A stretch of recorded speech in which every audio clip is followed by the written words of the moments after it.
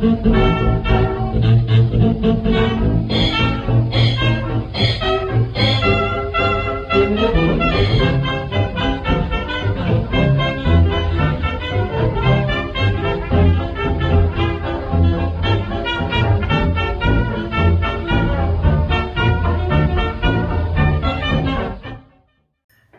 hey there, YouTube.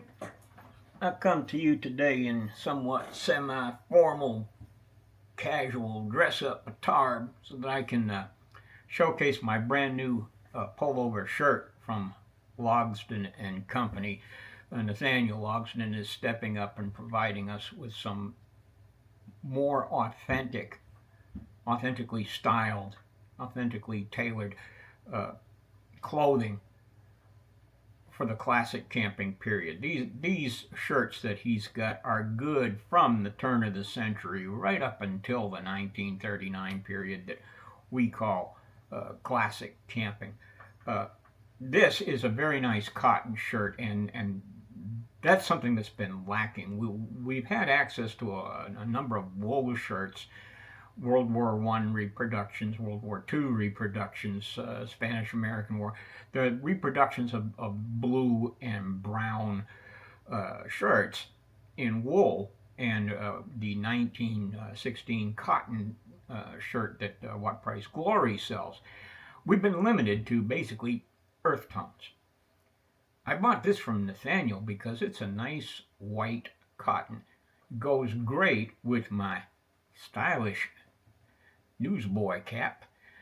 I got a brown linen vest on here that I've had for a little bit, and I have a nice white linen jacket and trousers. I can't find my tie, otherwise I would be dressed in that. But I have somewhat Sunday go to meeting style clothing now that I've got this good shirt. And one thing I want to show you here. No, don't get excited. I ain't gonna stand up. You still don't know whether I'm wearing pants or not. I want to show you these pockets though. Look how big those pockets are. They're right at the right place, and from a practical standpoint, it's a great place to put your phone if you are at a public event or if you're wearing this shirt out trekking in the woods. It's good to carry your phone. It's a good safety device, even though it's completely non-authentic. That's not what we're here to talk about. We're here to talk about how to choose a stove for your classic camping impression. Now, I do want to say here, to take just a minute to say that, first off, this video, what I'm doing right here, I'm going to take the stupid hat off. This video was inspired by a roundtable discussion that we had at Sean Dyer's Camp Crafters Guild site. It was a presentation, a discussion between Sean and a guy named Josh Wilson, who is very, very knowledgeable on camp cooking, on late 19th and early 20th century cooking. He works at a museum. He's a professional living historian. Okay, and I can tell by the conversation the guy knows his beans.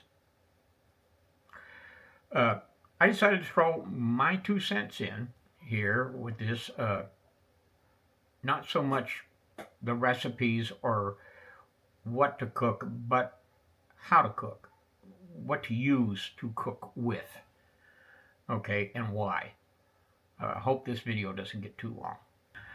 Okay, why a stove? Why do I need a stove for my classic camping impression? Well, the short answer is you really don't. There are some modern day considerations, though, you might want to throw into your mix. And the biggest one of those is that parks and forests, state parks, state forests, national parks, national forests, and counties and states can declare burn bans if they deem that the conditions, the weather conditions, are such that the danger of wildfire is great. Here in Texas, a county can shut down all open fires within their county and fine you very, very a pretty hefty fine, like $1,500, if you violate the burn ban. And that means no trash fires. It's not just campfires, trash fires, burning your field to clear dead vegetation, that kind of thing. Okay, so we have to be prepared for that eventuality. Okay, and if you are prepared for that eventuality, well, you might as well just use the frickin' stove anyway. Okay, so before you go camping, you should always check whether or not your destination has a burn ban in effect. But if you have a stove, you don't have to. Okay, makes planning a little bit easier. Okay, so that's the practical reason why we should be using a stove for our classic camping impression. Now let's talk about authenticity. Uh, this is going to be dependent on what type of camping you are doing. Okay, if you are motor camping, you probably should have a stove. It was probably more the norm, and Good Living History portrays the norm of the period. The norm was having some kind of stove because motor campers were going out to rest and relax. This is the birth of recreational camping. And putting a campfire together, particularly if one where you're going to cook multiple meals, is kind of labor intensive. And during this period, motor campers were camping in brand new state parks or national parks, or at private motor camping sites, or big rallies where they would get together and have motor camping rallies, where firewood was either well picked over on the ground and you just couldn't find it, or it was restricted. Or you just didn't want to do the work of picking it up and processing it, chopping it to length and all that kind of good stuff. Carrying a stove meant you could spend more time hanging around, which is what you wanted to do anyway. It's what you did the woods.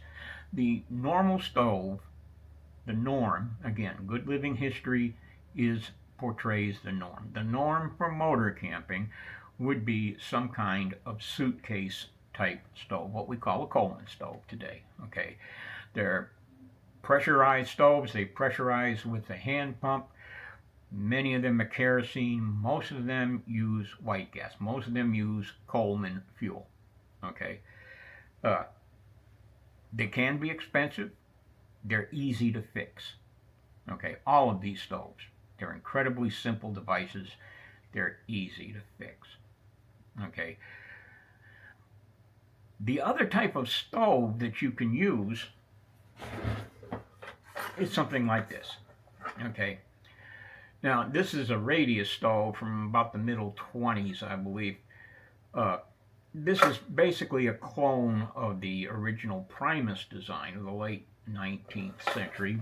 A number of companies started manufacturing Primus-like stoves once the patents started running out. These run around $150, $200, depending on condition and who's selling it. Okay. Again, these can be kind of spendy. You can find modern reproductions. They are of varying quality, most of them in the sucks dead birds category. Okay. Many of these are made in the third world. They're made in India or Pakistan, and they're working off of the original designs. Some of them using the original tooling, and the quality control is nowhere near as good as it was 100 years ago. Prime example for that, one that is popular, one that I bought before I knew better. Was a stove from Garrett Wade. It's a stove similar to this, but it is entirely too big. I've had it for about 3 or 4 years. I have never gotten it to light. Never. I've taken it apart, put it together, I've blowed on it, I've burned incense and said incantations. Didn't work.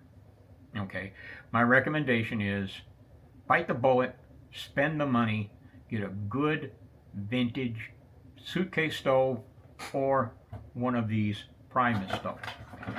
Okay, so you have decided that you want to begin a classic camping impression, and I have made sense, strange as that may seem, that jumping right in the big middle of a motor camping or base camping situation, you're not quite up to it yet. You either don't want to commit the finances to it or the time, uh, and you want to start with something simple like trekking, or you're already into it and you're trying to get your buddies involved as well, and you're trying to convince them to come and join you.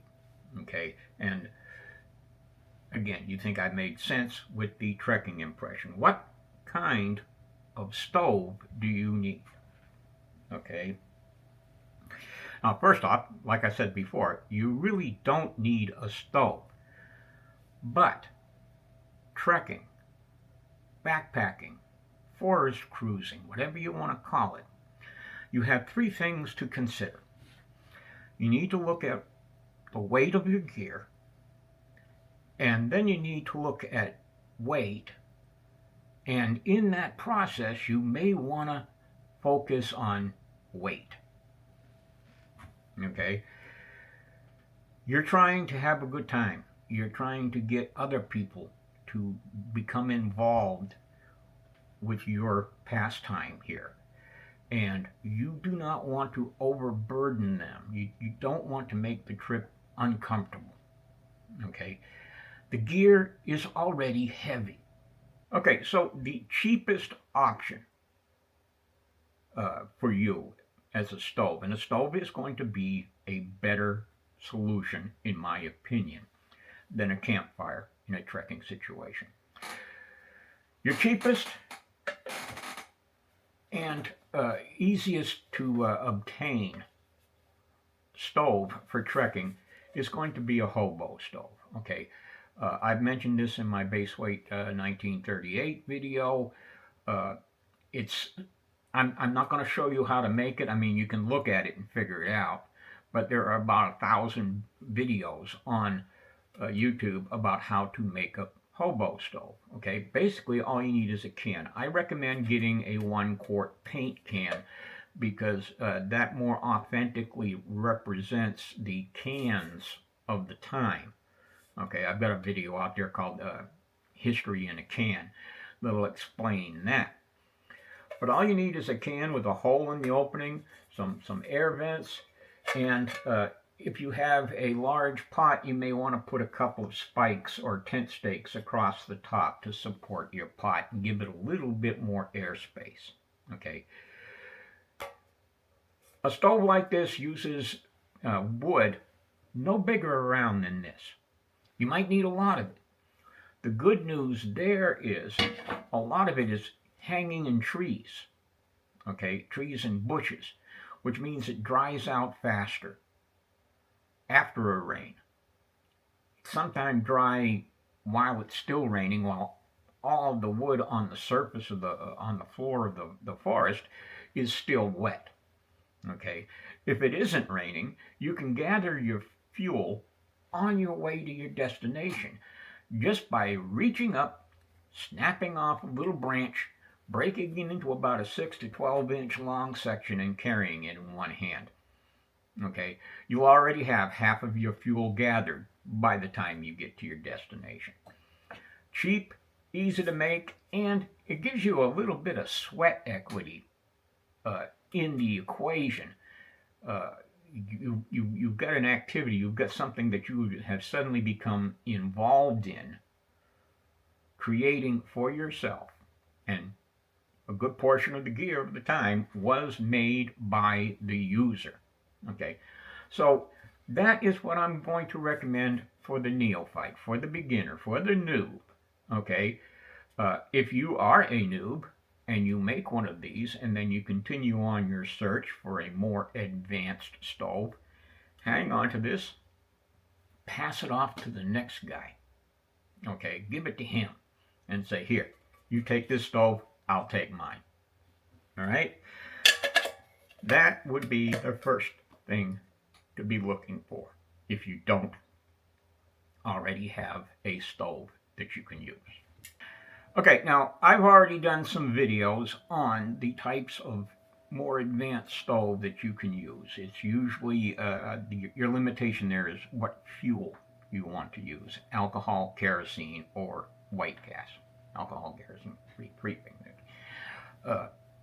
You'll need to make your own decision there. My recommendation is actually a white gas stove, a stove that uses the vintage advertisements may say gasoline, but do not use modern gasoline. Use Coleman fuel. That is refined to about the standards as what automotive fuel was prior to the Second World War. Okay, those stoves. The one I prefer is a Primus 71. Now again, these are expensive. They can cost you over $200. Okay, you can get them a good deal cheaper if you're willing to do the work to restore it. That isn't much.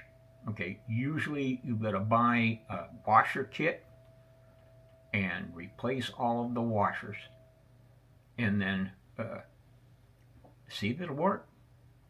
Replace the washers, replace the seals, fill it full of fuel, and see if it'll work. I would guess that about 80% of the time, it's going to. Okay, these are incredibly simple devices. All right, and white gas is the simplest because you only need to carry one fuel. Alcohol doesn't burn very hot when compared to white gas. It takes longer to boil water with alcohol, and carrying kerosene requires you to actually carry two fuels. You have to have alcohol to preheat the burner, and then you have to have the kerosene. Okay, look at the videos that I've got. Again, this is what the playlist. This is what the playlist will look like. It will be at the end of this video. All you need to do is click on it, and it will take you to the playlist I've created for stoves and food for a classic camping impression. Go take a look. We're going to talk a little bit about food right now. Okay, so let's talk about food for just a little bit, even though this isn't really the subject of this video. But the type of food that you're going to be able to prepare is limited by the stove that you will be using and the weight of all the implements it takes to prepare the meal, as well as the water that it takes to prepare it. Because the limitation of your stove is it can't really do much more than boil water. But that's all you really need to prepare a good meal. Okay? You should avoid bringing foods with you that already have water in them. All that does is add to the weight of your load. Canned food, fresh meat, fresh vegetables, all of those have water content, and in the case of the vegetables and the meat, because they have water content, they have added bulk.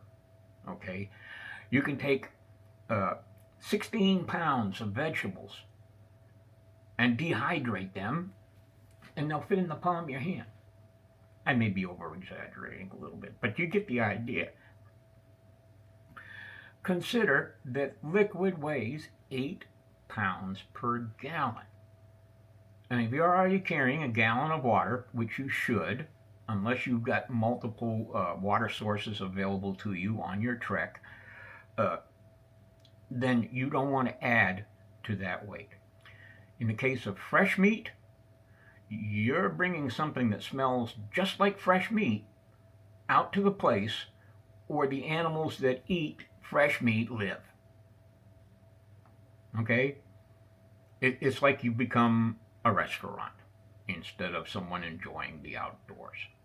Okay, that is the case with the other meats that you could carry.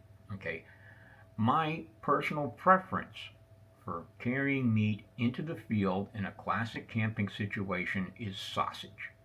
Okay, many different types of sausage. Just pick the sausage that you like.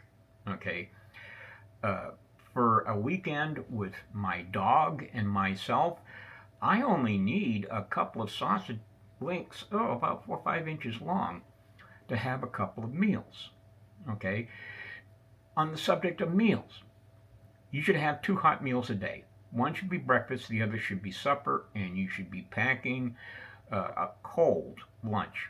Okay, this conserves your water, it conserves your fuel, and it's lighter. Okay, if you carry a link of sausage with you, again, you know, 8-10 inches of sausage will provide you enough meat for 2-3 days if you're cooking it for breakfast and supper. Okay, a little less if you get a dog with you, but yeah. So consider that. Start looking at the availability of authentic dried ingredients, dried things like rice, uh, lentils, uh, cream of wheat, oatmeal. But also consider that some of those things, like oatmeal and cream of wheat, require you to get another dish dirty that you then have to wash using the water that you would have used for drinking and food preparation, which requires you to carry more water. Okay, a good strategy. You could carry a can of meat. Two guys. Two guys, you carry 1 can of beef stew. Okay, for one meal. A can of beef stew is too much for one person. What you do is you take your stove, you use a 1 quart pot from a Palco set, fill it full of water, put your can of meat in it, or your can of beans, whatever canned food you're going to be using in it, open the top, and set it to boil. After a few minutes, your meal is going to be cooked in the can. You consume it in the can.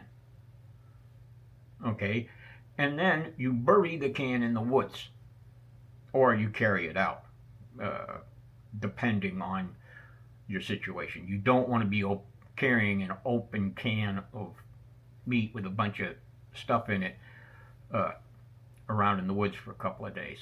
It smells bad, and, well, meat-eating animals living out there, that kind of thing. But bulk foods like rice, lentils, all of that stuff, with added meat, added sausage, crumbled bacon, that kind of thing. Those are the kind of meals that you should be looking at and preparing. Okay, I'm going to do a few more videos on cooking in this manner in a period situation. Okay? All right. I hope this video hasn't been too long. I hope I haven't blathered on too much. Please like the video if you liked it. Subscribe to the channel. When you do, hit the notification button to make sure that you know when the next video is coming out. Thank you very much for watching. We'll see you down the trail.